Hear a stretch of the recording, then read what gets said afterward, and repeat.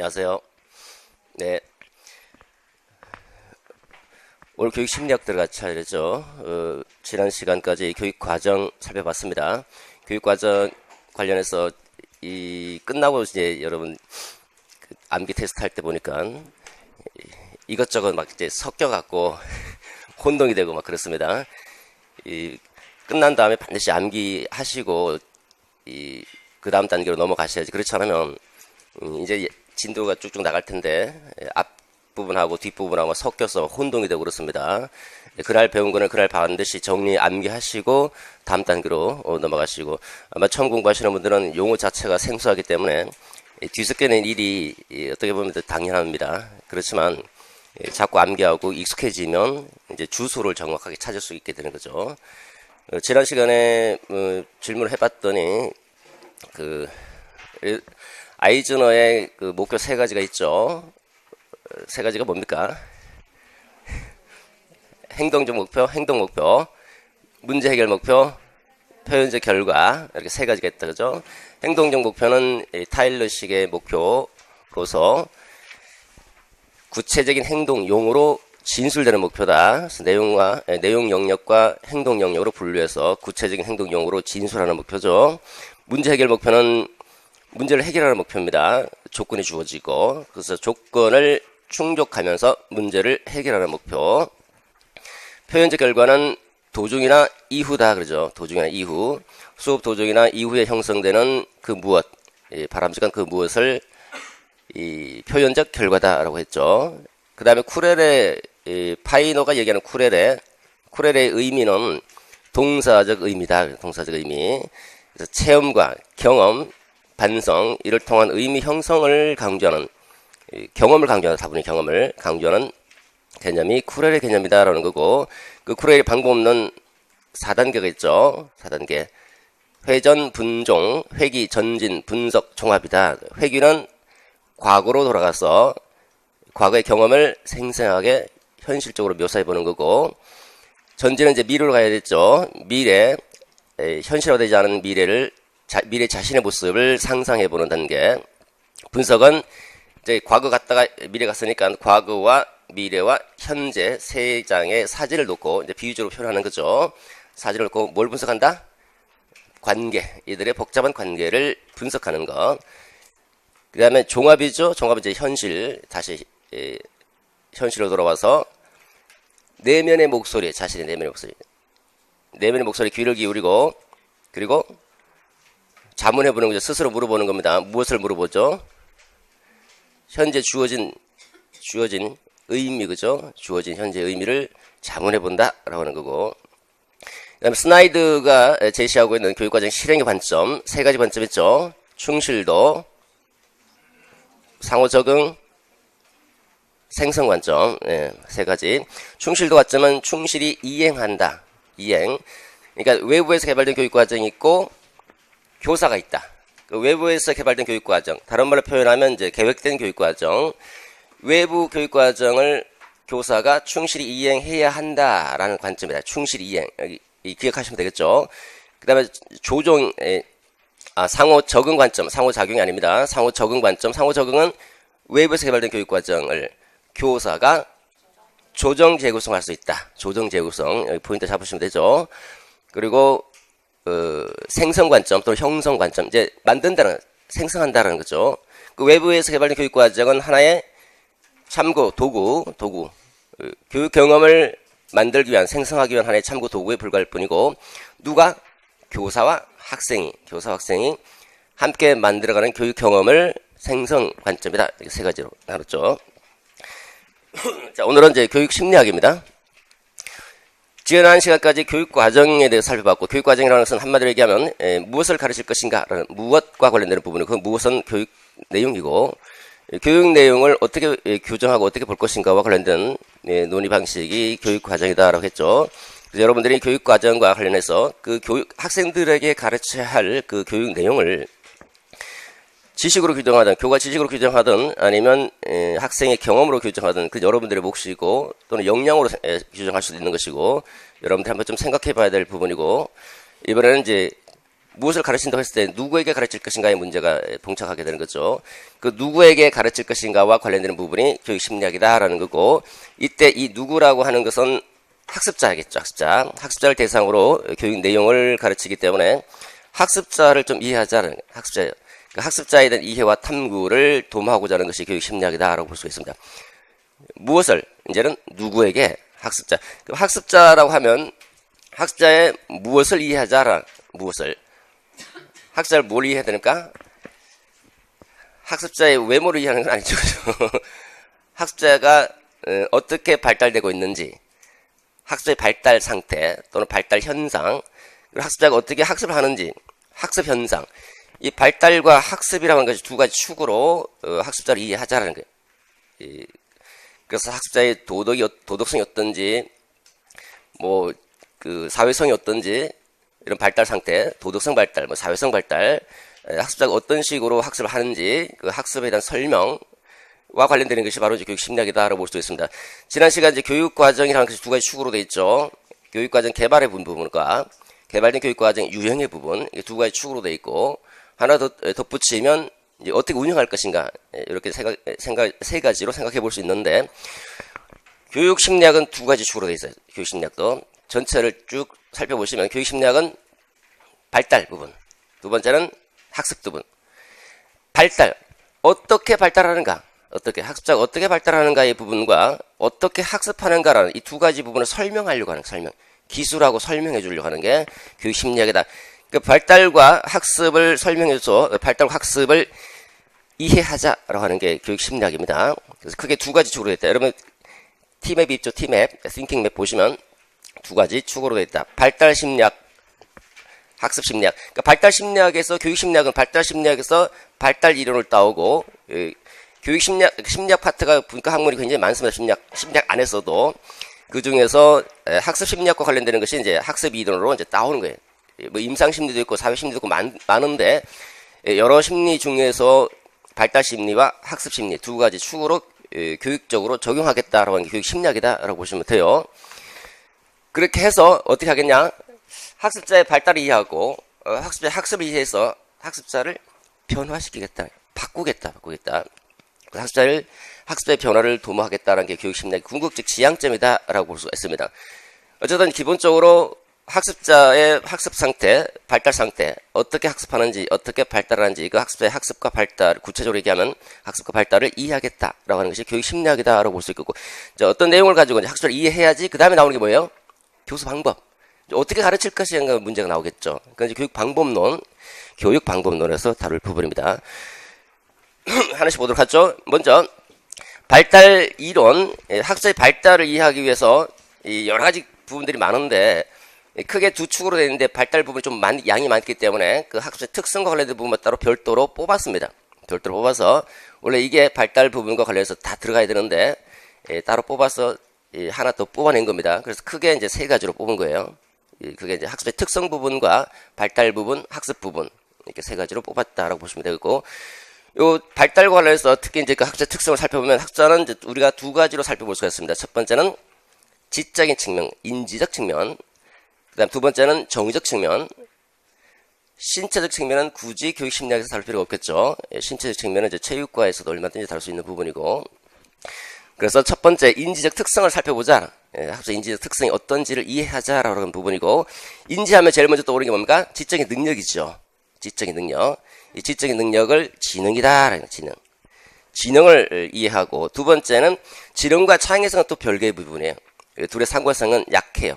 약하기 때문에 창의성 부분도 별도로 우리가 살펴봐야 될 부분이고, 그다음 학습자가 어떻게 학습하는가라는 정보 처리 방식과 관련된 개인의 독특한 정보 처리 방식이 있는데, 그 개인의 독특한 정보 처리 방식 또는 학습 유형, 이거를 인지 양식이다. 인지, 사물을 인지한다. 공부를 할 때 어떻게 인지하는지, 인지하는 독특한 양식이 있는데 그걸 인지 양식 또는 학습 유형 또는 학습 선호도, 같은 말입니다. 학습 양식 또는 인지 양식 또는 학습 선호도. 어떤 학생은 이어폰을 끼고 음악을 들으면서 공부하는 것을 선호하는 사람이 있고, 어떤 사람은 그냥 혼자서 조용히 공부하는 사람이 공부하는 것을 선호하는 사람이 있고, 어떤 사람은 인터넷 매체를 통해서 시청각 기자재를 좋아하는 학생들도 있을 것이고, 이게 사람들마다 다 공부하는 방식이 다르다는 거죠. 그래서 정보를 어떤 식으로 처리하고자 하는지, 그 정보 처리와 관련해서 개인의 독특한 정보 처리 방식이 있는데, 그걸 인지 양식이다. 이 세 가지가 우리가 살펴봐야 할 인지적 특성과 관련된 부분입니다.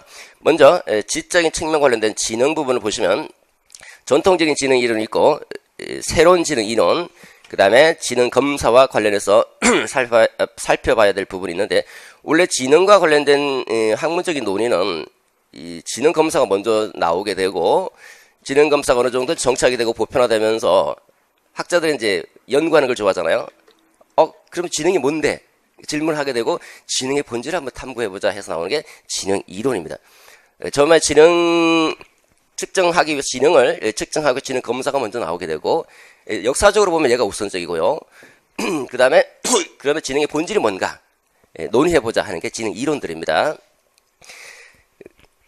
전통적 지능 이론과 새로운 지능 이론이 있는데, 이렇게 두 가지를 구별하는 이유는, 전통적인 지능 이론은 심리 측정적 접근이라고 그러는데 측정할 수 있다. 여기서 이제 측정하니까 측정할 수 있다는 가정 하에서 지능의 본질을 규명하고자 하는 게 전통적인 지능 이론이고, 지능하면 일단은 처음 출발할 때 여러분들이 지능하면 어떤 생각을 합니까? 야, 제가 지능이 상당히 뛰어나. 그럴 때 지능이 뛰어나다 그러면 이렇게 생각하죠. 저는 국어도 잘하고 수학도 잘하고 음악 미술도 예체능도 다 잘할 것이야. 보통 이런 생각이 지금까지 전해내려져 오고 있죠. 일반적으로 아마 이렇게 많이 생각할 겁니다. 그게 바로 첫 번째 주자예요. 스피어만이라고 하는 사람. 스피어만은 일반 요인설 또는 주의 요인설이라고 하는데, 우리가 지능하면 지능이 하나의 능력으로 돼 있는가? 하나의 능력. 단일 능력인가? 하나의 능력. 그러니까 지능이 높으면 모든 걸 다 잘한다. 팔방미인이라고 그러죠. 이렇게 생각할 것인가라는 부분과 관련되는 게 이제 첫 번째 스피어만. 그러니까 스피어만은 지능이 뛰어나면 모든 걸 다 잘한다고 생각하는 거예요. 하나의 요인으로 돼 있다. 하나의 요인으로 돼 있는가? 아니면 다양한 요인들로 돼 있는가? 다양한 요인들. 한 요인 말고 예를 들어서 수학적인 수를 계산 잘하는 사람들이 있는가 하면, 어떤 사람은 언어를 잘하는 사람이 있어요. 언어 유창성이 있고, 요인이 좀 다르다는 거죠. 그죠? 서로 독립되어 있는 여러 요인들로 구성되어 있다고 볼 수 있는 거죠. 하나의 요인이 아니라, 하나로 이렇게 큰 요인이 아니라, 그래서 하나의 요인으로 되어 있는가 아니면 다양한 요인으로 되어 있는가 라고 해서 다양한 요인으로 되어 있다라고 하는 게 서스톤과 길포드. 서스톤은 얘는 이제 단일 요인, 단일 능력, 하나의 능력이 아니야. 서스톤은 요인이 7개가 있어. 7개. 언어 요인도 있고 수 요인도 있고 공간 시각 요인도 있고 뭐 추리 요인도 있고 기억 요인도 있고 7개라고 하는 요인이 있어. 각각 다른 요인들로 돼 있어. 라고 하는, 그것을 이제 기본 정신 PMA라고 해서 7개의 다요인설, 요인이 다양하다라는 이렇게 이제 주장을 하게 되고요. 길포드가 그래? 내가 한번 살펴볼게.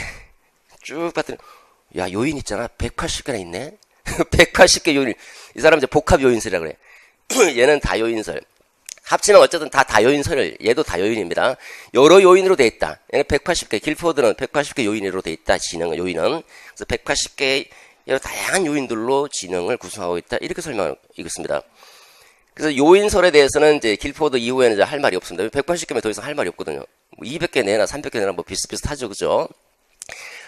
그 다음에 이제 이 형태설, 카텔 이 형태에서는 그 일반 요인을 두 가지 형태로, 그러니까 일반 요인이 있고 특수 요인이 있는데 두 가지 형태로 되어 있다. 상층부, 하층부로 나눠서 일반 요인과 특수 요인 두 가지 요인으로 되어 있는데, 그 일반 요인으로 하는 게 유동성 지능과 결정성 지능으로 되어 있어. 그 유동성 지능, 결정성 지능이라는 말을 하게 되고, 지능은 변화될 수 있어. 지능은 개발될 수 있어. 지능의 개인차를 우리가 언급할 수 있는 거는요, 이 다요인설부터는 지능의 개인차를 언급할 수가 있어요. 지능이 사람마다 다르다. 왜냐면 요인마다 누구는 수를 잘하는 사람이 있고 누구는 언어를 잘하는 사람이 있고 요인이 다르잖아요. 그죠? 얘는 지능에 또 특별한 개인차가 없어요. 지능이 높으면 모든 걸 다 잘하니까. 근데 얘는 요인설부터는 요걸 잘하는 사람이 있고 저걸 잘하는 사람이 있고 지능의 개인차에 대한 해석이 가능한데 지능이 변화된다는 말은 못합니다. 근데 카텔은 유동성, 결정성 지능을 얘기하면서 지능은 변화될 수 있어. 개발될 수 있어. 지능이 개발될 수 있다. 지능이 변화될 수 있다는 말이 처음으로 나오게 되는 거예요. 이때. 호는 얘를 다시 종합한 거고요. 그렇게 객관식으로 뭐 출제됐지만 그렇게 중요한 건 아니고요. 그래서 이렇게 보면 이 전체가 얘도 뭐 지능, 카텔도 지능 요인설과 관련되는 겁니다. 전체적으로 지능은 몇 개의 요인으로 되어 있는가라고 해서 살펴보자 하는 겁니다. 하나의 요인으로 단일 능력이다. 아니야. 여러 개 요인으로 되어 있어. 여러 개 요인으로. 근데 여러 개 요인으로 되어 있어. 이건 별로 안 중요해. 여러분들이 봐야 될 거는 우리 일반적으로 학부모 선생님이 학부모와 상담하거나 또 학생이 은연중에 갖게 되는 지능에 관련된 뭐 이론적인 가정이라고 할까 개념은 대부분 스피어만이잖아요. 그죠? 스피어만. 그러니까 스피어만의 관점에서 우리가 많이 바라보기 때문에 이런 지능 이론의 출발자이자 보통 갖고 있는 관념에 해당되기 때문에 이 스피어만은 분명히 알아두셔야 됩니다. 그 다음에 두 번째, 얘네들보다는 이제 지능은 약간 변화될 수 있다는 관점을 취하고 있는 카텔의 이 형태설 좀 봐두시고, 그 다음에 새로운 지능 이론은 아니야. 여러 개 요인으로 되어 있는 것이 아니라 지능은 영역별로 구분돼요. 서로 별개 독립적인 서로 다른 영역이 있어. 영역. 서로 다른 영역으로 됐다. 누구는 음악 지능 영역이 있고, 음악 지능 영역이라는 것이 있고요. 뭐 신체 운동 지능 영역이라는 것이 있고, 그다음에 뭐 논리 수학적 지능 영역이라는 것이 있고, 이렇게 지능 영역이 별개로 독립돼 있어. 이렇게 여러 요인들이 서로 떨어져 있는 것이 아니라 지능 영역이 있다. 별개 영역이라는 말을 이제 처음 쓰게 되는 거. 이게 바로 새로운 지능 이론. 새로운 지능은 종래 전통적 지능 이론은 주로 지능이라고 하는 것은 학습과 어떤 상관성이 있는지, 그 지능이 학습의 예언 변수로 주로 많이 논의가 되어 왔다면, 새로운 지능 이론은 학교에서 성공한다고 해서 사회에서 성공한 사람은 극히 드물다. 학교 우등생이 곧 사회 우등생과 바로 직결되는 건 아니다. 왜냐하면 그건 지능 영역이 다르기 때문에 누구는 운동 잘해서 운동으로 성공하는 사람도 있고, 누구는 음악적으로 성공하는 사람이 있고, 학교 공부는 대부분 보면 언어나 수학으로 돼 있거든요. 그러니까 언어 영역과 논리 수학 영역이 뛰어나면 학교 공부는 성공하지만 사회는 언어 수학 영역만 요구하는 것은 아니다는 거예요. 그래서 영역을 구분해서 영역별로 상호 독립적인 영역을 찾고자 연구한 게 새로운 지능 이론입니다.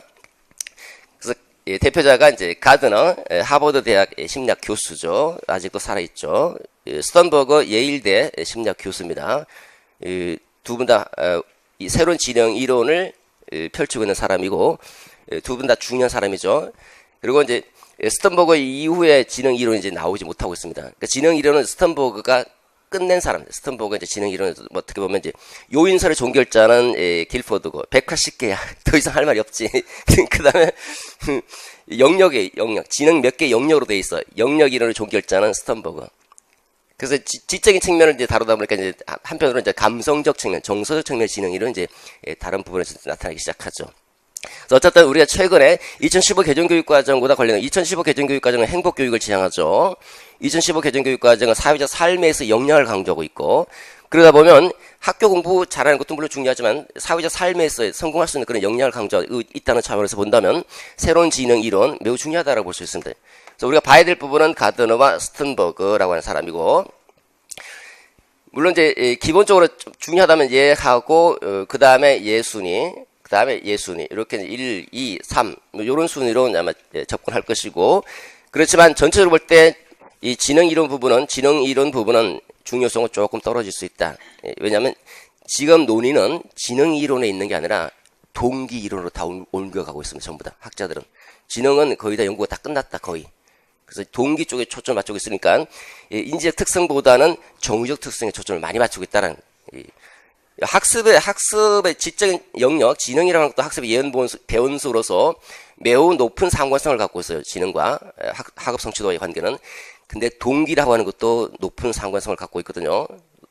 지능은 우리가 변화될 수 있다고 하지만 어느 정도 그래도 변화되기는 쉽지가 않거든요. 그 동기라고 하는 것은 쉽게 동기를 유발시킬 수 있거든. 그죠? 그래서 동기 부분에 초점을 많이 맞추고, 여러분들도 동기 이론에 좀 더 중요성을 둬야 됩니다. 이 학습의 특성 중에서는. 자, 그 다음에 지능의 측정입니다. 지능 측정, 이게 이제 뭐 역사적으로 먼저 나왔다 그랬죠. 맨 처음에 지능 검사실을 개발한 사람이 비네죠. 비네가 학습 부진화를 변별할 목적으로 지능 검사지를 만듭니다. 구체적인 내용은 이제 내용 할 때 다시 말씀드리겠지만요. 부진화를 변별하기 위해서 지능 검사지를 최초로 만들고, 그리고 그게 이제 미국으로 건너갑니다. 스탠포드 대학으로 건너가서 스탠포드 비뇌 검사가 나오게 되고, 이때 스탠포드 비뇌 검사에서 최초로 IQ라고 하는 말이 나오게 됩니다. IQ. 그리고 웩슬러 지능 검사, 지금 현재 보편화되고 있는 웩슬러 검사. 웩슬러 검사에는 그 IQ를 편차를 둬서 편차 IQ에서 DIQ, Deviation IQ, 편차 IQ라는 개념을 만들어내고, 지금 여러분들이 사용하고 있는 그런 것들, 평균을 100으로 놓고 표준 편차를 15로 규정하고 있는 그런 편차 IQ가 웩슬러에서 나타나고, 지금 보편화되고 있는 게 웩슬러 지능 검사예요. 여러분들 지능 검사하면 대부분 다 웩슬러 지능 검사다라고 보시면 됩니다. 그 다음에 지능 검사가 일반적으로 문화적 편향성, 문화적 한쪽, 외국에서 예를 들어서 뭐 아프리카에서 지적인 능력이 굉장히 뛰어난 사람이 있더라. 근데 우리나라로 이주해 왔습니다. 지능 검사를 합니다. 보통 우리나라의 문화와 관련되는 이런 내용들이 나올 거 아닙니까? 그러면 지능이 쭉 떨어질 수밖에 없죠. 문화적으로 편향되어 있다는 겁니다. 문화적이고 경제적으로 편향되어 있기 때문에 문화 공정 또는 문화 공평 검사를 실시하게 되는데, 그게 문화 공평 또는 문화 공정 검사고, 요거 지능 검사와 관련된 내용은 우리 여러분들이 중요한 게 아니에요. 이거는 여러분들이 뭐 지능 검사를 개발하고 지능 검사에 대해서 명확하게 이 지능을 어떻게 측정할 것인가는 여러분들의 몫은 아니죠. 그래서 중요한 부분이 아니라, 여러분들에게 중요한 거는 이제 지능을 공평하게 검사하려면 어떻게 해야 될 것인지, IQ를 어떻게 해석할 것인지, 여기에 초점을 맞추고 있다고 볼 수 있겠죠. 그 중에서도 이제 IQ 해석이죠. 이 IQ에서 지능과 관련해서 출제가 한번 딱 됐는데, 교육심리학은 지난번에 말씀드렸지만, 교육심리학은 교육학 논술이 도입된 이래 딱 한 번 출제가 됐다는 거죠. 딱 한 번. 교육심리학 양은 많은데, 비중은 상대적으로 매우 낮다라는 물론 이제 구체적으로 보면 두 번 출제됐죠. 한 번은 이제 2013학년도 중등 특수 논술로 예비적으로 시험 본 거고, 본격적으로 2014학년도부터 교육학 논술이 도입됐으니까 그때부터 보면 딱 한 번 출제됐죠. 양은 많은데 출제는 딱 한 번 됐어요. 그러다 보니까 이제 상대적으로 우리가 교육심리학에 많은 시간을 투자하기보다는 출제가 많이 되는 다른 부분에 좀 시간을 많이 투자하는 것이 바람직한 공부 방법이라고 볼 수 있겠죠. 자, 어쨌든 여기서는 이제 요거 한번 출제됐어요. 만약에 또 나온다 그러면 이제 얘도 이제 우리가 관심 있게 좀 봐둬야 될 부분이고, 그다음에 얘 아니면 요런 정도 보시면 되겠죠. 조금 강조점을 둬야 된다는 거고. 창의성입니다. 창의성은 2015 개정교육과정 역시 창의 융합형 인재를 강조하죠. 2015 개정교육과정 지향하는 인재상은 창의 융합형 인재다. 창의 융합형. 따라서 창의성이라는 개념도 매우 중요한 부분 중에 하나다라고 볼 수 있겠죠. 창의성의 구성 요소, 길포드가 창의성이라는 말과 관련된 논의를 하게 되고, 이게 이제 길포드에 의해서 창의성의 구성 요소, 창의적인 구성 요소, 특성, 인지적 특성을 처음으로 제기를 하게 되고, 그 인지적 특성에 대해서 이제 비판을 합니다. 정의적 측면도 있는데, 그래? 나중에 다시 정의적 측면까지 추가해서 인지적 특성과 정의적 특성, 이 두 가지 특성을 여러분들이 살펴야 될 것이고, 창의성 어떻게 개발할 것인가라는 개발 기법이 여러 가지가 있습니다.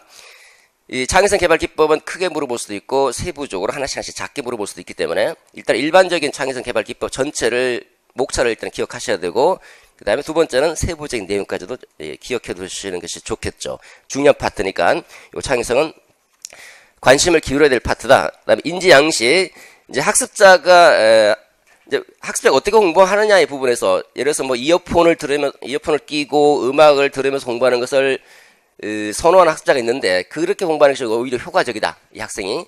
그럼 우리가 보통 일반적으로 보면 선생님이나 부모가 볼 때, 야, 이어폰 끼고 음악 들으면서 무슨 공부가 되냐, 이런 얘기를 많이 하죠. 그죠? 나는 이렇게 공부가 잘 되는데 라고 하고 있고, 그런 면에서 볼 때 학습자의 그 학습 양식에 대해서는 우리가 같이 중립적인 태도를 취할 필요가 있다는 건데, 그 학습자가 어떤 방식으로 정보를 처리하고 인지하는가라는 부분, 정보 처리와 인지 부분도 학습자를 강조하는 학습자 중심의 2015 개정교육 과정에 따른다면 또 역시 중요한 관심사항 중에 하나다라고 볼 수 있습니다. 그래서 학습자 인지 양식은 위트켄이 장에 독립해서 정보를 처리하는지, 장에 의존해서 정보를 처리하는지에 따라서 장 독립, 장 의존형으로 구분하고 있습니다. 그래서 어느 정도 심리적 분화가 일어났는가를 기준으로 살펴볼 수 있는데, 어쨌든 인지 양식 장 독립형, 장 의존형 두 가지로 구분될 수 있고, 그 다음에 케이건은 얼마나 신속하게 사고와 행동 중에서 행동이 앞서느냐, 사고가 앞서느냐, 반응 시간이 빠르냐, 반응 오류가 어느 정도인가, 그러니까 반응 시간과 반응 오류를 기준으로 해서 반응 시간과 반응 오류를 기준으로 해서 충동형과 반성형으로 구분하고 있습니다. 충동적으로, 그러니까 충동적이라 말하는 행동이 앞서지 아무래도 사고보다는, 그죠? 반성형은 생각이 너무 깊어요. 그러니까 반성적으로 사고하는 거예요. 충동적인 학습자는 예를 들어서 이런 방식이죠. 뭐 세부적인 내용을 내용 들어갈 다 설명하겠지만, 강의를 하나 선택한다. 여러분들이 입장에서. 여러분들 중에 충동적인 학습자는요, 일단 선택하고 보는 거예요. 가서 한 1, 2주 듣다가, 이거 아닌 것 같은데? 다시 옮깁니다. 반성형 학습자는 생각을 너무 오래 하는 거예요. 이걸까, 저걸까, 이걸까 생각하다가 1, 2주 지난 다음에 참석하는 경우. 뭐 예를 들자면 그런 거죠. 충동형 학습자는 책장이 빨리 넘어가요. 근데 아는 게 별로 없습니다. 반성형 학습자는 책장이 앞에서 계속 모르고 있어요. 계속 앞에만 시커멓죠. 예, 어쨌든 뭐 그런 방식이고, 그 다음 정보를 어떻게 지각하고 어떻게 처리하는가, 정보 지각 방식과 정보 처리 방식에 따라서 콜버는 학습 유형을 4가지로 구분합니다. 적분, 수동, 적응형, 분산형, 수렴형, 동화형, 그렇게 구분하는데, 뒤에 나옵니다. 어차피 이런 게 있다라는 정도고, 요것도 우리가 한번 눈여겨봐야 될 부분이 있다라는 겁니다. 자, 그 다음에 두 번째 정의적 특성으로 넘어가도록 하죠. 자, 어쨌든 인지적 특성보다는 이제 정의적 특성 부분에 조금 주의를 기울일 필요가 있다는 건데, 정의적 특성은 자아를 어떻게 보는가, 자기가 자신을 어떻게 생각하는가, 자신에 대한 개념, 관념, 자신의 능력, 자신의 가치에 대한 관념, 생각, 감정, 이걸 우리가 자아 개념이다. 내가 능력 있는 사람이야. 난 가치 있는 사람이야. 긍정적인 자아 개념이 있는가 하면요, 나는 무능해. 나는 가치 없는 사람인가 봐. 한강으로 갈까? 뭐 이런 사람인데, 이건 부정적인 자아 개념을 갖고 있는 사람. 자아 개념은 이제 간단한 기초 개념이고, 그 다음에 우리가 집중해야 될 것은 동기 이론이다. 자, 이 학자 특성 중에서는 이게 별표 2개일 정도로 굉장히 중요하다라는 겁니다. 동기 이론도 동기 일반적으로 우리가 동기 그러면 동기라고 하는 게 뭡니까? 동기가 I'm your energy라고 해서 I'm your energy. 난 너의 에너지야. 예전에 이제 광고 한번 나온 적이 있었잖아요. 그죠? 요즘은 안 나오는 것 같은데 저는 그 광고 굉장히 괜찮더라고요. 내가 너의 에너지라. 그러면서 이제 주유를 하죠. 주유를 하면 이제 자동차 움직이기 시작하죠. 그리고 쭉 지속적으로 움직이다가 자기가 추구하고자 하는 어떤 목표에 도달하게 되는 거죠. 에너지, 이 동기라고 하는 것은 바로 심리적 에너지, 심리적. 행동을 유발하는. 옛날 용어로 행동을 시발하는, 시발적 기능을 써요. 말이 좀 이상하죠. 행동을 유발하고, 그 다음에 행동을 지속적으로 유지시켜주고, 쭉 가도록 해주고, 그 다음에 목표를 지향하도록, 목표를 달성하도록 해주는 게 동기거든요. 동기는 한마디로 얘기하면 심리적 에너지다. 여러분들이 동기 때문에 이 자리에 앉아 있는 것이고, 동기 때문에 이 어려운 임용시험을 공부하려고 하는 거잖아요. 그죠? 그 임용시험을 공부하도록 움직이게 한 그 힘이 뭔가, 심리적 에너지가 뭔가, 이 동기의 본질을 탐구하고자 하는 것이 동기 이론입니다. 동기 이론. 동기 본질. 자, 동기 본질은, 동기는 결국 욕구야, 욕구. 내가 밥을 먹으려고 하는 것은 배가 고프기 때문이고, 내가 공부를 하려고 하는 것은 공부를 통해서 자아를 실현하고 싶은 그 욕구 때문이다. 욕구가 동기 유발의 원천이다, 근원이다 라고 하는 게 욕구와 관련되는 거죠. 동기를 기본적으로 한마디로 욕구야, 욕구. 욕구가 행동을 유발시키는 심리적 에너지야 라고 하는 거. 이게 욕구와 관련되는 부분이고, 욕구와 관련된 동기 이론은 3가지. 욕구 위계 이론, 자기 결정성 이론, 자기 가치 이론. 처음으로 주장한 사람은 이제 메슬로우고, 동기의 본질은 욕구야. 욕구에서 행동이 유발되고 유지되고 지속적이고 어떤 목표를 달성하게 되는 것이야. 끝내 배가 고프니까 끝내 먹게 된다는 거죠. 욕구. 근데 그 욕구가 위계화되어 있어. 5단계로 생안사, 존자, 생리적 욕구, 안전의 욕구, 사회적 욕구 또는 애정 소속의 욕구, 존경의 욕구, 자아 실현의 욕구, 이렇게 생안사, 존자 5단계로 위계화되어 있고, 하위 욕구가 충족되면 상위 욕구가 등장한다. 이렇게 얘기를 하고 있어요. 어쨌든 욕구를 위계화시켜서 제시했다. 동기의 근원이 뭐다? 욕구야, 욕구. 근데 그 욕구를 대시와 라이언은 자기결정성 욕구로 얘기합니다. 자기가 자신의 행동을 결정하고자 하는 그 욕구에 의해서 행동이 나온다는 거예요.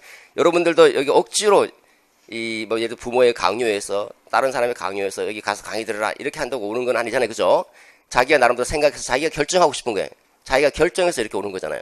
이게 바로 자기결정성 욕구와 관련되는 것이고, 이 자기결정성을 구성하고 있는 욕구가 세 가지가 있어.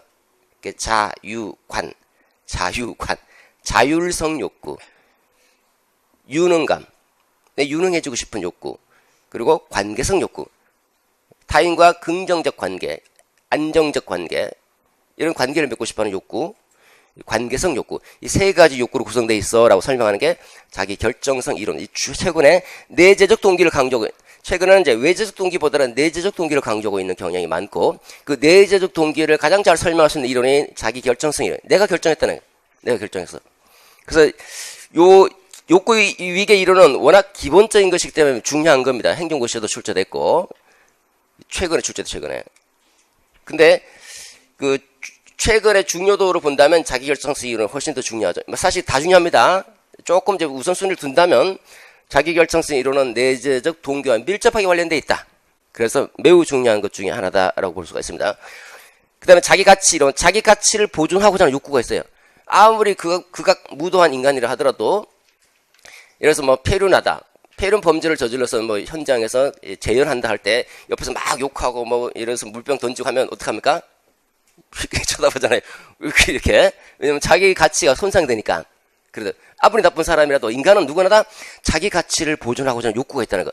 그 자기 가치 보존의 욕구에 의해서 행동이 나타난다라고 설명하는 게 자기 가치 이론이고, 이 자기 가치 이론에서 이제 자기 장애 전략이 있는데 그게 주요 개념 중에 하나입니다. 어쨌든 이런 여러 가지 욕구가 조금 설명 방식이 조금 다르지만 근본적으로는 욕구가 동기 유발의 근원이다라고 설명하는 이론이 있고요. 여러분들은 이제 이 동기 이론을 우리가 살피는 이유는 뭡니까? 왜 살펴요? 왜? 이거 왜 알아야 되죠? 동기 이론을. 학습자가 공부를 안 하려고 그래요. 동기가 저하되어 있어요. 동기가 저하되어 있을 때 왜 동기가 저하되어 있는지 그 원인을 살펴야 되잖아요. 그죠? 자동차 연료가 지금 바닥에 나 있는데 그것도 모르고 계속 운전하고 있으면 가다가 중간에 멈춰버릴 수밖에 없잖아요. 자동차가 왜 멈췄는지, 그 에너지가 얼마 정도인지 알아야 되는데, 그 에너지, 그러니까 우리가 학습 동기가 막 저하돼서 공부를 안 하려고 한다. 그러면 어떤 부분에 지금 문제, 이 연료가 지금 여기서는 연료가 생안사, 존자, 5가지 연료가 있더라. 5가지 연료 중에서 어떤 부분에 지금 문제가 있는지를 살펴서 그 부분을 보충해서 나갈 수 있도록 해줘야 될 거 아니에요. 그죠? 그렇기 때문에 학습자 동기가 저하되어 있을 때 어떤 부분에서 동기가 유발이 안 되고 있는지 그 동기 저하의 원인을 살피려고, 원인을. 그래서 이 같은 경우는 주로 사례형으로 나와요. 사례형으로 나와서 어떤 부분에 문제가 있고 이걸 어떻게 해결할래? 이렇게 교사의 입장에서 사례형으로 출제될 가능성이 높죠. 그 다음에 믿음입니다. 믿음. 기대가치 이론. 여러분들 임용시험을 공부하면 성공할 것이라는 기대가 있을 거 아니에요. 그죠? 나름대로. 공부하면 임용시험 합격하겠지라는 성공할 것이라는 기대. 그 다음에 그 성공에 부여하는 가치, 교사라는 가치, 이거 괜찮은 직업 중에 하나인데 라고 생각했을 때 성공할 것이라는 기대와 그 성공에 부여하는 가치, 기대와 가치의 곱만큼 동기화 된다. 둘 중에 하나라도 제로면 제로가 되는 거죠. 그러니까 예를 들어서 나는 임용시험 공부하면 뭐 성공할 수 있어, 합격할 수 있을 것 같아. 근데 난 교사는 원하지 않아. 그러면 임용시험 공부하지 않겠죠. 그죠? 그런 기대와 가치, 이런 믿음, 기대와 가치에 의해서 동기가 유발된다. 기대, 가치, 곱. 요로 설명하고자 하는 이론이 있고요. 자기 효능감 보세요. 효능에서 포인트가 능력이에요. 능력. 자기가 능력이 있다고 생각하는 거다. 자기가 자신의 능력에 대한 믿음. 난 능력이 있어. 예를 들어서 내가 공부라고 하는 것은 그래도 뭐 성공 좀 해봤고 성공적인 경험도 있고 해서 공부라고 하는 부분은 내 나름대로 자신 있어. 그러니까 다시 말해서 공부에 대해서 성공할 것이라는 자신의 능력에 대한 믿음. 난 운동은 자신 있어. 운동에 대해서 성공할 수 있을 것이라는 자신의 능력에 대한 믿음. 능력. 그 자신의 능력에 대한 특정 과제 수행과 관련돼서 자신의 능력에 대한 믿음. 이 믿음이 동기 유발 요인이다라는 믿음. 능력.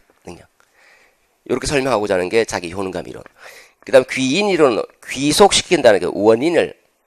이 원인은 두 가지 원인이 있어요. 성공의 원인이 있고 실패의 원인이 있는데, 성공과 실패의 원인을 어디로 귀속시키는가? 성공과 실패의 원인을 어디로 귀속시키느냐에 따라서 개인의 정서와 행동에 영향을 준다라는 게 귀인 이론입니다. 귀인 이론에서는 학습된 무기력감이라고 하는 그 주요한 그 개념들이 있는데, 학습된 무기력감이라고 하는 것도 중요한 논점 중에 하나입니다. 자, 그래서 여기 어쨌든 요거는 요 부분에서는 출제되는 게 일단 기대 가치 이론이 출제가 됐습니다. 자, 여기는 출제가 돼도 또 출제될 수 있는 부분이다 무조건. 그 다음에 자기 효능감 이론. 자기 효능감 이론은 이제 반두라가 주장했죠. 반두라 심리학계에 가장 영향이 있는 사람 중에 한 사람이. 중요한 사람이죠. 그 반두라는 교수학습 파트에 반두라는 이제 그 학습 이론에서 사회 인지 학습 이론, 관찰 학습 이론을 주장하는데 그 관찰 학습 이론이 출제가 됐거든요. 한번. 그래서 만약에 이제 이쪽으로 넘어오면 이제 요것도 중요한 파트 중에 하나다는 거. 사실 다 중요합니다. 귀인 이론도 최근에 심심치 않게 중시하고 있는 것 중에 하나예요. 아주 전통적인 이론이고 조금 오래됐는데도 불구하고 최근에 뭐 다시 조금 강조하고 있는 부분 중에 하나입니다. 그래서 얘도 그냥 무시할 수 없는 부분이고요. 사실 이게 어떤 게 더 중요하다 이렇게 경중을 가리기가 좀 쉽지가 않습니다. 자, 목표입니다. 목표 지향성 이론. 목표가 어디를 오리엔티드 하는가? 골 오리엔티드. 목표가 지향하는 것이 뭔가? 어떤 목표를 지향하느냐야. 목표 지향성 이론. 목표가, 내가 이번에는, 심기일전에서, 다시 공부하는데, 교육심리학, 제대로 이해하면서 공부해야 되겠다, 제대로. 이해와 숙달의 목표를 두는 사람이 있는가 하면, 이 친구는 바빠요. 같이 공부하는데, 독서실에서. 나는 이번에 100페이지까지 봤지. 옆에 친구한테 가서 책장 보고 쉬는 시간에, 얘가 몇 페이지까지 봤지? 150페이지? 뭐야? 더 봐야 되겠네. 그래서 다시 이제 다음날 나 이제 200페이지입니다. 신고 봤더니 180페이지는 내가 앞서구나. 됐어. 이렇게 타인과 비교해서 공부하는 사람들 있잖아요. 그죠? 그 타인과 비교에 목표를 두는 경우가 있는가 하면 이해와 숙달의 목표를 두는 경우가 있더라. 그 목표가 어디를 지향하느냐에 따라서 수행 과정과 결과가 달라진다라고 하는 게 목표 지향성 이론이고, 성취하고자 하는 동기죠. 어렵고 도전적인 과제를 성취해서 목표를 이루고자 하는 그 성취동기가 이제 성취동기 이론입니다. 요거는 조금 중요성이 약간 조금 약해요. 상대적으로. 근데 어쨌든 다 중요한데, 우리가 여기서 다 중요합니다. 제일 조금 눈여겨봐야 될 것은 일단 얘 두 개다. 얘는 출제됐지만 또 출제될 가능성이 있습니다. 다 별표인데 조금 더 눈여겨보자라는 거는 이 두 개고. 다음 넘어가도록 하겠습니다. 이번에는 이제 본격적으로 교육심리학 발달 이론 파트입니다. 학습자의 발달, 어떻게 발달이 일어나는지를 설명해 주겠다. 기술적인 겁니다. 어떻게 발달이 일어날 것인지. 나중에 이제 교수학습 파트, 교육방법론 가보면 이제 교육심리학과 교육방법론이 또 어떻게 관계되는지를 알게 되는데, 일단 설명해 준다. 어떻게 발달이 일어나는지를 설명하겠다는 게 발달 이론입니다. 발달하면 첫 번째 인지죠. 인지적 측면. 그 다음에 인지가 아닌 도덕성, 성격, 사회성과 관련된 비인지라고 합니다. 인지 아닌 부분. 인지 발달과 비인지 발달 두 가지로 크게 나눠볼 수 있고, 인지 발달하면 두 사람의 대표적인 사람이죠. 피아제와 비고츠키. 아마 많이 들어봤을 겁니다. 여러분 이제 전공 교과에서도 많이 논의하고 있는 부분 중에 하나이죠. 피아제는 주로 이제 개인적 구성주의라고 얘기하고 개인의 인지 발달을 다루고 있고요. 얘도 물론 개인 인지 발달 다루지만 사회적 상호작용을 강조합니다. 비고츠키는 사회적 상호작용을 강조하고 있기 때문에 사회적 구성주의다 또는 사회 문화적 구성주의다라고 얘기를 하고 있습니다. 둘 다 중요한 사람인데 얘가 조금 더 최근에 이제 협동 학습이니 강조하다 보니까 비고츠키가 조금 더 중요하다. 다 중요합니다. 얘가 조금 더 중요하다. 그 다음에 비인지적 측면입니다. 성격이 어떻게 발달되고 있는지, 도덕성이 어떻게 발달되는지, 사회성이 어떻게 발달되는지 크게 세 가지로 나눠볼 수 있고, 성격 발달 이론은 프로이드가 선두주자죠. 선두주자지만 약간 성적인 차원에서 성격 발달 이론을 다루고 있기 때문에 현실적으로는 조금 어렵습니다. 에릭슨의 성격 발달, 이거는 심리사회적 성격 발달 이론입니다. 심리사회적 대인관계와 관련되는 부분이고, 에릭슨의 성격 발달 이론 한번 출제가 됐죠? 얘가 출제가 됐으니까 다음에 또 나올 가능성은 조금 약하고, 그 다음에 넘어오면 이제 그 에릭슨의 성격 발달 이론 중에서도 청소년기의 정체성 발달, 청소년기의 정체성과 관련된 논의를 확대한 사람이 마샤예요, 마샤. 그래서 정체성 지위 또는 정체감 지위 이론인데, 이건 청소년기의 정체감과 관련된 부분이기 때문에 여러분들이 주목해야 할 부분 중에 하나다라는, 그러니까 성격 발달 이론에서는 얘가 일단 압권이다. 두 번째, 도덕성 발달입니다. 최근에 도덕성인이 뭐 사회성인이 학교 폭력이 불거지면서 이런 얘기를 많이 하죠. 그래서 도덕성인의 사회성, 요것도 그렇고 보셔야 되는데, 피아제는 볼 필요가 없고요. 볼 필요가 없다. 선생님 그런 얘기 해도 될까요? 조금 불안하죠. 거의 제어로 수렴되는 사람이고, 요 피아제 이론을 발단시킨 사람이 이제 콜버거입니다. 콜버거와 길리건. 콜버거는 행시에서 얼마 전에 출제가 됐어요. 얼마 전에. 굉장히 오래된 이론이지만 비판도 많이 받고, 하지만 그 도덕성 이론을 설명할 수 있는 이론이 많지가 않거든요. 그래서 남성의 이론이다라는 비판도 많이 받고요. 길리건은 여성의 그 도덕성 이론이죠. 남성의 도덕성 이론이다. 어쨌든 이 두 사람이 무시할 수는 없다는 거예요. 아주 중요하기보다는 무시할 수 없다. 그래서 한 번쯤은 보셔야 된다는 겁니다. 사회성이 훨씬 중요하죠. 사회성 발달 이론은 매우 중요한 파트다라는 거. 셀만의 사회적 조망 수용 이론. 요거 발음하기 조금 어렵죠. 브론펜브레너. 우리나라 말로 하겠습니다. 브론펜브레너. 브론펜브레너. 자꾸 발음하셔야 돼요. 브론펜브레너의 생태학적 발달 이 두 가지가 매우 중요한데, 이 중에서도 얘가 더 중요합니다. 얘가 그 다음에 이렇게 두 가지 사회성 발달 이론 둘 다 깊게 보셔야 되겠죠. 자, 이렇게 해서 이제 인지 발달과 비인지 발달이 끝납니다. 다음 양이 많죠. 학습 이론입니다. 어떻게 학습을 하는지 이 학습을 설명하겠다는 게 학습 이론입니다. 여러분들이 학습하면 학습이 뭔가요? 배우고 익힌다? 배우고 익히는가? 학습? 학이 시습지면 불력 요로와라. 배우고 때때로 익히니 이 또한 기쁘지 아니한가. 누가 한 말이에요? 공자가. 그죠? 여러분들은 학과 습이 같이 나가야 돼요. 배우고 바로바로 익히면서. 그러니까 이해하면 바로 바로 복습하고 암기하고 바로 익혀야 돼. 바로 같이. 그 공자가 이제 학이 시습지 할 때 그 학은요, 공자는 춘추시대 사람이에요. 그 혼란기 주나라의 그 평화로운 세계를 생각하면서 옛날에 주나라의 그 예법을 공부하라는 거예요. 주나라 예법. 극기복례라고 그러죠? 자기를 이기고 예로 돌아가라. 그 예는 주나라 예법으로 돌아가는 거예요. 주나라 예법. 그 주나라의 그 예법과 철학을 배우고 공부하니까 이게 얼마나 기쁜가. 이 혼란 시대에. 그래서 나온 게 학의 시습지인데, 어쨌든 배우고 익힌다는 겁니다. 그게 학습인데, 그럼 우리가 여러분들 학과 습, 이게 학을 하면서 생각을 같이 하셔야 돼요, 이게. 맹목적으로 그냥 배우기만 하면 학이 불사, 배우되 생각하지 아니하면 학이 불사, 즉 망한다는 말. 어둡다. 배우기만 하고 자꾸 뭔가 집어넣기만 하는데 생각을 하면서 집어넣는 게 아니라 배우기만 하는 거예요. 그러면 자기의 지식이 체계화가 안 돼요, 체계화가 안 되고 제대로 알지 못한다는 거예요, 제대로 알려면 이해를 하시, 이해를 하면서 생각하면서 공부를 하셔야 돼요. 이해는 물론 제가 나름대로 시키고 드리지만, 저는 제가 담당할 목표는 이해와 정리, 이건 제가 담당할 몫이고, 여러분들은 암기와 인출, 이건 여러분들의 몫이에요.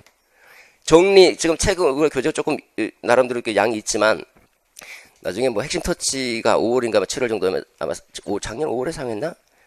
한 200페이지, 300페이지 정도밖에 안 되거든요. 그걸로 딱 그냥 정리 끝나요. 내용은 여기 똑같아요. 근데 제가 강의할 때 보면 중요한 것만 이렇게 말씀드리잖아요. 그죠? 그 중요한 걸 다시 뽑아서 그냥 써놓은 거예요. 한 문장에서 세 문장 정도 쓸 수 있을 정도로. 그러니까 만약에 공부하면서 정리하고 싶으면 외울 것만 정리해서 외울 거, 키워드라든지 목차 정도만 이렇게 따서 그냥 갖고 다니기 용도로 그냥 보는 거지. 그럼 따로 막 정리하려고 시간 하려고 할 필요는 제가 볼 때는 없을 것 같아요. 여러분들이 지금 계속 외우고 인출하고. 제가 이해시켜드리고 정리하고. 이건 저희 몫이고. 이게 뭐지? 그래서 생각하지 아니하고 배우기만 한다. 사이불학, 사이불학 즉태. 위태롭다는 거예요. 즉태, 위태롭다. 생각만 하고 망상에 빠지, 편견에 빠지는 거예요. 그러니까 제대로 안 배우고 자기 혼자서 계속 생각만 하면 자기의 생각이 진짜 생각인 줄 알고 편협해지고 망상에 빠지는 거예요. 그러니까 동시에 배우면서 자꾸 이해하고 생각해 나가야, 동시에 같이 나가야 줘야 된다는. 근데 뭐야, 이거 왜 엉뚱한 얘기로 나왔지? 자, 학습입니다. 학습이 뭐요? 학습은 변화다, 변화. 변화가 학습의 변화. 변화된 것을 우리가 학습이다라는, 변화된 거. 변화, 무엇이 변화되어야 될까요? 무엇이 변화되는 것을 학습이라고 그런가?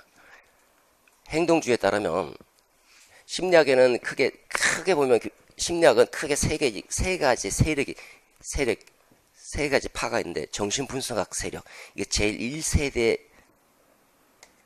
이거 안 하겠습니다. 좀 딴 데로 나오는 것 같아서. 정신분석학이 인간의 정신을 다루는 건 내부에, 정신분석학이 제1세력 심리학이라고 해요. 그 다음에 행동주의가 제2세력 심리학이에요. 행동주의. 정신분석은 정신적 내면의 세계를 다루니까 검증이 안 되잖아요. 그죠? 검증이 안 되는 것은 학문 대상이 아니다 해서 나온 게 행동주의. 행동주의는 외부의 행동을 다루는 거예요. 그 다음에 인본주의가 제3세력 심리학이에요. 세 가지 큰 축. 그러니까 정신분석학, 행동주의, 인본주의.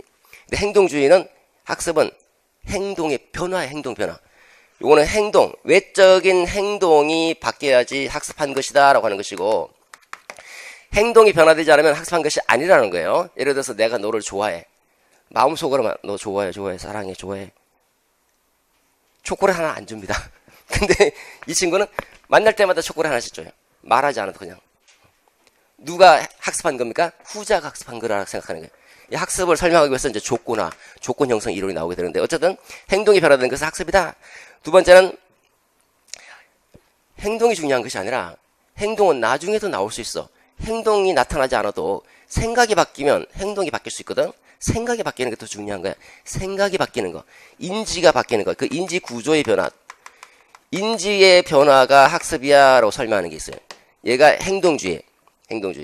얘는 인지주의. 인지주의는 인지가 바뀐 거, 생각이 바뀐 거. 생각이 바뀌어야지 학습된 거다.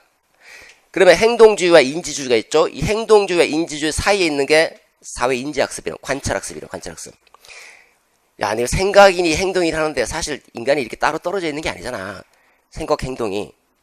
인간은 하나야, 총체적으로 봐야 돼 하는 게 인본주의.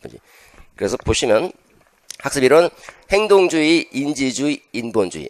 행동의 측면을 강조하고 인지의 측면을 강조하죠. 이 총체적 측면을 강조하는 거예요. 그 다음에 사회인지학습이론, 예와 예의 중간지대, 가교 역할을 하고 있는, 행동의 측면과 인지의 측면을 다 강조하는 겁니다. 얘는 학습을 뭘로 규정할까요? 반도라 사회인지 학습 이론에 따른다면 요걸로 보는 거예요. 요걸로. 인지가 바뀐 것을 학습이란. 행동주의만 행동의 변화로 설명하는 거예요.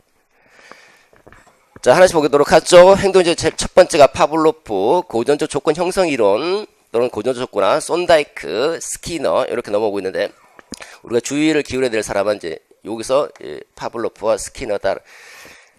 손다이크는 하버드대학 심리학 교수인데, 교육심리학이라는 과목을 최초로 창설했어요. 최초로 대학에서. 그래서 교육심리학의 아버지, 교육심리학을 공부하는 사람은 아버지 이렇게 불러야 돼요. 아버지인데 교육심리학에서는 별로 중요하지 않아요. 출제 가능성은 좀 약해요. 얘가 더 중요하다, 두 사람. 그 다음에 사회인지학습 이론, 얘는 자기가, 이게 SR 이론입니다. 어떤 자극이 있고 자극에 대해서 자극과 반응, SR 연합에 의해서 행동의 변화를 설명하는, SR 연합을 통해서 이제 조건 형성으로 행동의 변화를 설명하고자 하는데, 예를 들어서 시험 공부를 하는데 머리를 안 감고 한 일주일 정도 머리를 안 감고 시험장에 가서 시험을 봤더니 성적이 좋아졌어. 또 머리를 안 감고 시험장에 가서 시험에서 또 성적이 잘 나왔어. 그래서 그런 것들이 나름대로 어떤 보상을 줬다. 그러면 보상을 누가 받은 거예요? 자기가 받은 거잖아요. 직접적으로. 직접 강화. 근데 얘는 직접 강화를 받지 않아도, 자기가 직접 강화를 받지 않아도 타인의 행동을 관찰하고 모방하는 것만으로도 학습하더라는 거예요. 어떤 친구가 손을 들어요. 선생님이 질문할 때 손드니까 행동주의에 따르면 내가 손들었어. 선생님 나를 칭찬하니까 그 손드는 행위를 계속하고 싶은 거라 한다면 반도라 사회 인지학습이론 옆에 친구가 손드는데 선생님이 쟤를 칭찬하네? 그러면 나도 손들면 나 칭찬받겠지. 나도 한번 손들어 봅니다. 칭찬받겠지라는 생각이 바뀌는 거야. 생각이. 그리고 행동은 그 이후에 나오는 거예요. 생각이 바뀌는 거. 이게 이제 인지주의와 관련되는 거죠. 이게 학습이다라고 설명해. 그러니까 자기가 직접 강화를 받지 않아도 어떻게 행동이 변화되는 것을 설명해주고 있는 겁니다. 어쨌든 이게 사회 인지학습 이론 또는 사회 관찰학습 이론이고 이거 한번 출제가 됐습니다. 출제가 됐지만 또 역시 출제될 수 있는 부분이다. 반두라니까. 반두라니까. 그 다음에 인지주의 학습 이론, 인지주의. 자 보십시다. 그럼 인지구조의 변화는 얘는 외부 행동의 변화이기 때문에 설명이 가능해요. 쉽게 설명할 수 있죠. 행동이 바뀐 거니까 행동을 보면 쉽게 알 수가 있잖아요. 이거 어떻게 설명할래? 이거 인지구조. 검증이 불가능한 저 인지구조 어떻게 설명할래? 설명이 힘들죠, 그죠? 그러니까 주관적으로 설명하냐? 아니면 객관적으로 설명할 것인가? 주관적으로 설명하려고 하는 게 바로 형태주의예요, 형태주의. 객관적으로 컴퓨터 정보 처리 방식, 컴퓨터 정보 처리 방식은 객관적이잖아요. 컴퓨터 정보 처리 방식에 비유해서 설명하고자 하는 것이 바로 정보 처리를, 인지구조의 변화를 어떻게 설명할 것인가? 주관적으로 설명하겠다. 그 다음에 객관적으로 설명하겠다. 정보 처리 이론. 그 중에서 정보 처리 이론이죠. 얘가 중요하죠. 얘는 조금 중요성이 떨어집니다.